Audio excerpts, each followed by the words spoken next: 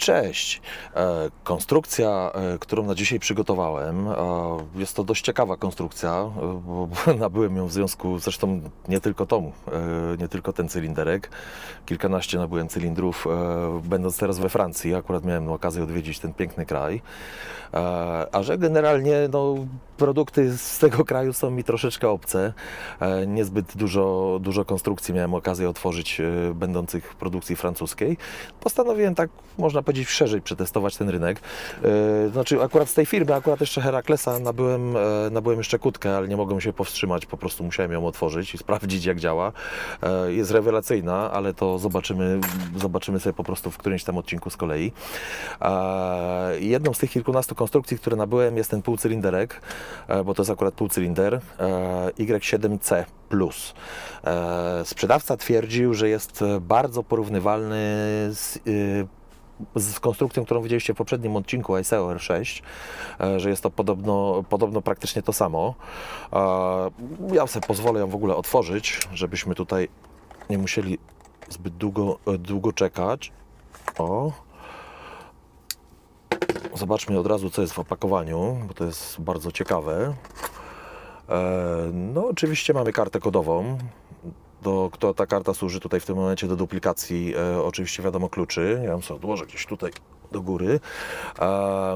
Podobno ma być 5 kluczy. Tu są jakieś dziwne rzeczy w ogóle, oczywiście związane prawdopodobnie z kluczami. To jest akurat na pewno do kluczy.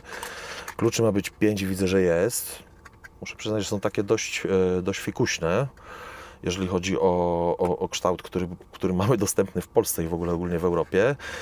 Jest półcylinder, no już widać tutaj, że mamy 6 pinów i ochronę przeciwwierceniową, prawdopodobnie wolframową. Ja to tutaj na chwilkę odłożę to pudełko, pozwolę sobie go, jaki to ma otwór w ogóle. Tak, uczę się razem z Wami dzisiaj, bo to jest po prostu nowość dla mnie, jeżeli chodzi o producenta. Myślę, że wygodniej będzie go umieścić w ten sposób. Opakowanie, tu nie ma nic ciekawego, tu jest jeszcze śruba montażowa standardowo i praktycznie można powiedzieć tyle. Zobaczmy, co on sobie tutaj zamknę to, żeby mi to nie wyleciało. Zobaczmy, co tutaj producent o nim mówi. Przynajmniej tutaj w naszej, można powiedzieć, ściągawce reklamowej. Na pewno, oczywiście tutaj standardowa informacja, że jest to oczywiście w tym momencie cylinder typu europejskiego, że mamy w tym momencie 6 elementów blokujących plus elementy antywierceniowe, że jest 5 kluczy i karta kodowa, o której mówiliśmy. No właściwie nie ma tu żadnych innych informacji, oprócz tego, że jeszcze występuje w formie z pokrętłem wewnętrznym. Widzę, że tutaj na opakowaniu to raczej nic ciekawego więcej nie ma. Dobra, to opakowanie właściwie możemy sobie odłożyć. No, powiem Wam, moi drodzy, że muszę się pierwszy raz przyznać do dubla, który musiałem niestety popełnić, ponieważ przed chwileczką przy pierwszej próbie pikowania, zwróćcie uwagę generalnie, co musiałem zrobić, żeby ściągnąć tego segera. Na szczęście dysponuję odpowiednim narzędziem, które służy do tego, ale muszę przyznać, że pierwszy raz w mojej karierze lockpickerskiej spotkałem się z segerem, który stawiał tak duży opór, aczkolwiek pewnie podejrzewam, że nie jest to ostatni raz. Muszę przyznać, że te circlipy są coraz odpowiedniejsze, więc wróćmy jeszcze raz do narzędzi. Narzędzia, które będę stosował i stosowałem przed chwileczką do pierwszego pikowania, to jest napinacz od Multipika, który jest, no oczywiście pasuje, tutaj jest troszeczkę za luźny, aczkolwiek pasuje on idealnie. Flaga Elite Pro, G Pro numer 5, która pasuje oczywiście idealnie tutaj w tym wypadku, bo to jest ogólnie, można powiedzieć, dość uniwersalny otwór. Napięcie bym powiedział dość średnie. Już wiem, co, że tak powiem, prezentuje sobą ten konkretny tutaj zamek. Pin numer 5 binduje. Zdecydowanie. Jest kliknięcie. Idę dalej. 6 też binduje. Lekki klik. Mamy lekką rotację. Wracam do jedyneczki. Jedyneczka nic. Dwójka nic. Teraz trójeczka zdecydowanie.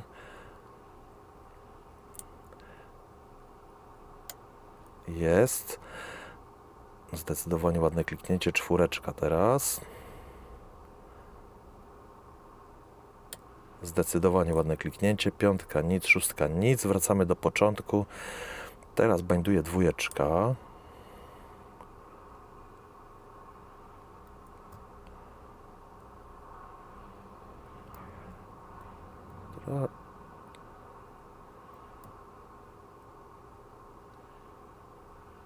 Zdecydowanie kliknęła, mamy falset. Wracam do 1 powoli. I zwróćcie uwagę, że mamy otwarcie. To jest właśnie to, co odkryłem podczas pierwszej próby pikowania i bardzo się zawiodłem w tym momencie na tej konstrukcji, w związku z tym, że pan, który sprzedawał mi tą konstrukcję, bardzo mocno zachwalał ją i twierdząc, że na francuskim rynku ona ma bardzo mocno odpowiada ISEO R6 i wyższym modelom. Zastanawiałem się, jak to jest możliwe, aczkolwiek jak widzicie, no niestety, ale no w tym konkretnym wypadku nie jest to prawdą, jak widać. Producent troszeczkę, to znaczy może nie tyle producent, co sprzedający w tym momencie troszeczkę sobie podkoloryzował całą tą historię. A ja sobie pozwolę tutaj wziąć kopytko. Sprawdzimy zaraz, co tam jest w środku, chociaż jestem głęboko przekonany, że tam nie ma praktycznie security pinów, co jest bardzo dla mnie rzeczą karygodną w tym wypadku, co się powinno w ogóle zdarzyć, a się w tym wypadku nie zdarzyło.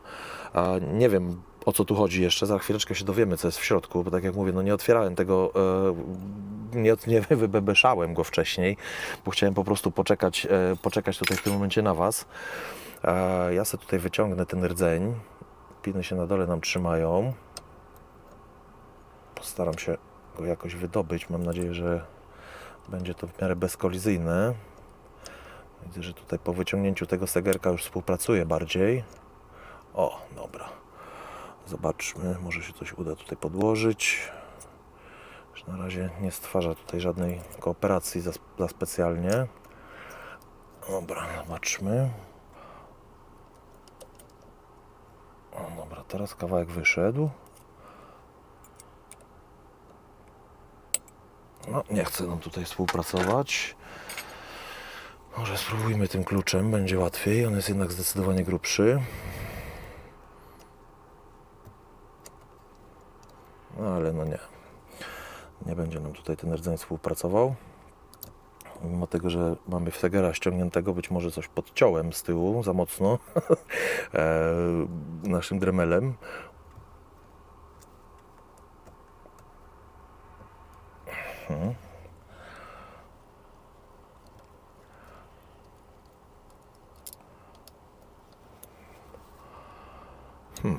Dobra, jeszcze raz sprawdźmy sobie, czy on tutaj od naszego zabieraka w ogóle chce odejść, bo widzę, że on jest chyba z zabierakiem jeszcze połączony jakoś, co nie powinno występować tutaj jakoś, że tak powiem, intensywnie.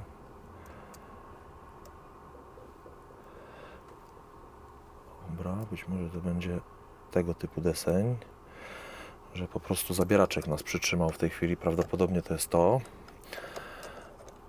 Więc spróbuję go jeszcze raz wsadzić w uchwyt. Zabierak został w tej chwili odblokowany. Mam nadzieję, że... O, dokładnie. To był nasz zabierak, który nas blokował. Wychodzi na to. Z wrażenia po prostu zapomniałem o nim, można powiedzieć.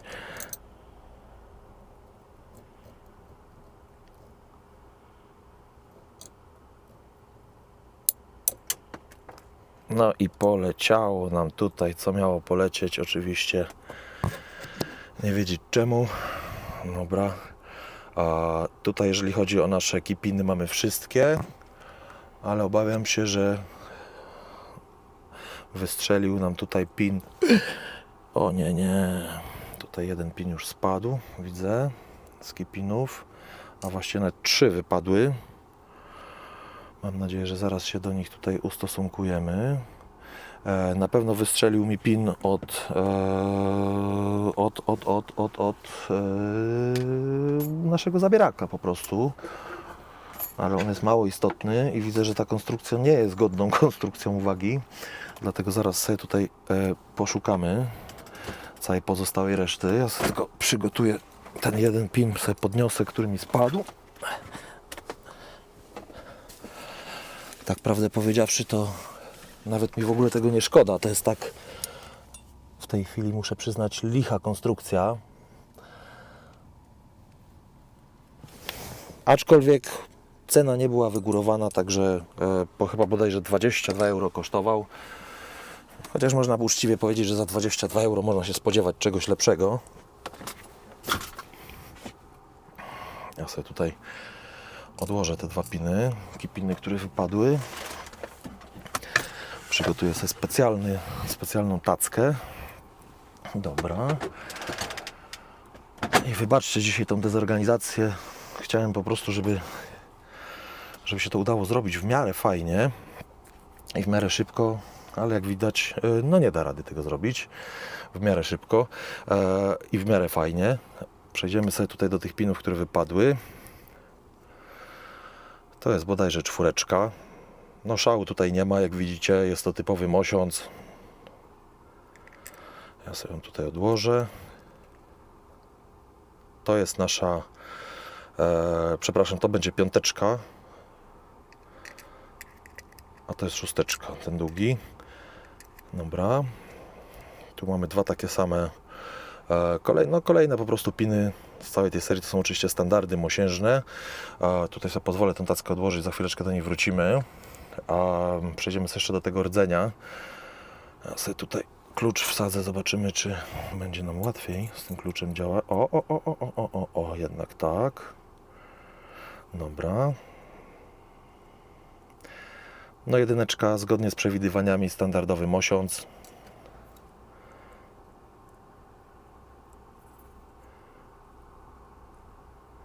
3 również zgodnie z przewidywaniami, standardowy mosiąc. Tutaj no można powiedzieć, że naprawdę producent się nie popisał. Zobaczmy, czy się uda wyciągnąć tę 2. Tak. 2 oczywiście też jak pozostała reszta. Jest mosiężna, klucz odkładam. Komory no nie są naprawdę podcięte, absolutnie.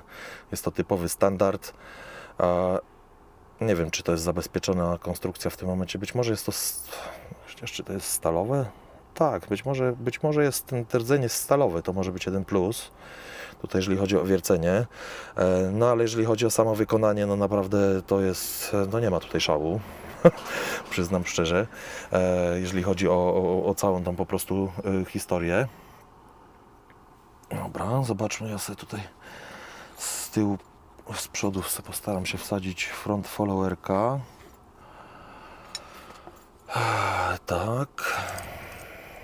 I będziemy po kolei wyciągać i patrzeć, co tam nasz ten producent nieszczęsny tutaj zaaplikował.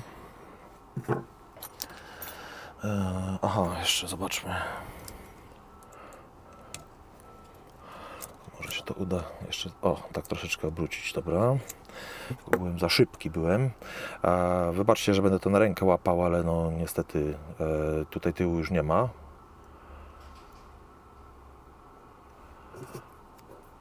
Podejrzewam, że zaraz nam wyskoczy 6. Tak jest. No nie do udowierzenia, zgodnie z przewidywaniami jest to pin standardowy. Z tego co widzę, to jest akurat w tym wypadku chyba też, zaraz zobaczymy, czy to jest w ogóle stal. Chyba stal, bo po kolorze generalnie przypomina trochę bardziej stalowy.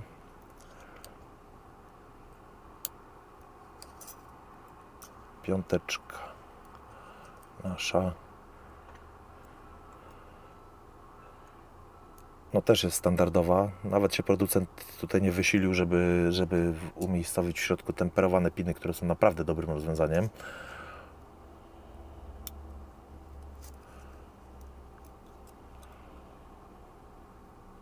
Nasza 4 również standard, zero zaskoczenia. 3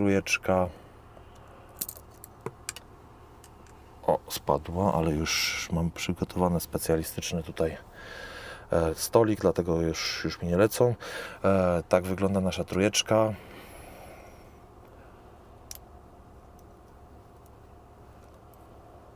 To jest 2, zdecydowanie stalowa. i 1 również stal. Zobaczmy, jak wyglądają nasze sprężyny tutaj. Aczkolwiek już tutaj bym się nie... Wybaczcie, że wysypię je na rękę, ale ta konstrukcja już nie będzie wracała zdecydowanie do kupy, do jednego kawałka, bo po prostu zdecydowanie szkoda. Oj, spadła jedna sprężynka, szkoda trochę na to czasu. Wszystkie sprężyny są identyczne, stalowe. Sprawiają wrażenie mocnych, aczkolwiek tutaj troszeczkę bym powiedział, że przeszacował producent, jeżeli chodzi o te sprężyny. No tu mamy nasz zabierak, to tutaj żadnych udziwnień nie mamy. Jeżeli chodzi o samą konstrukcję, no zgodnie z przewidywaniami tu na pewno nie ma żadnych podcięć.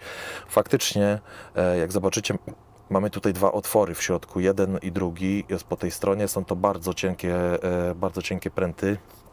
Mam nadzieję, że wolframowe, aczkolwiek patrząc na to tutaj, co producent po prostu nam zaserwował w tej konstrukcji, jak troszeczkę oszukał, bo chyba do tego, myślę, że to jest dobre słowo w tym momencie, no zdecydowanie tutaj myślę, że no nie warto, nie inwestujcie w tą konstrukcję, ponieważ okazuje się, że nasz Herakles Y7C+, no nie jest po prostu wart tutaj jakby swojej ceny.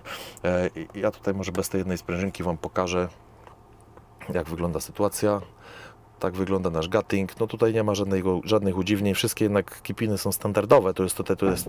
To jest pewnym plusem i dlatego tutaj w tym wypadku no ode mnie to już wszystko. Za chwileczkę zobaczycie generalnie podsumowanie. No i zobaczymy. Do zobaczenia. Cześć.